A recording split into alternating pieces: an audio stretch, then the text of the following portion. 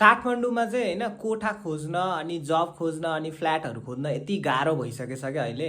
अनि नर्मली मान्छेहरूले जब कोठा र फ्ल्याटहरू खोज्ने भनेको अफिसमा गएर कमिसन पे गरेर अनि रुमहरू हेर्न जाने हो। अनि यो पनि त्यति सहज नभएर होइन काठमाडौँमा यति धेरै मान्छे हुनुहुन्छ अनि फेरि यति धेरै मान्छेहरूलाई जब र फ्ल्याटहरू चाहिरहेको हुन्छ, सबैजनाले पाउनु भएको त छैन।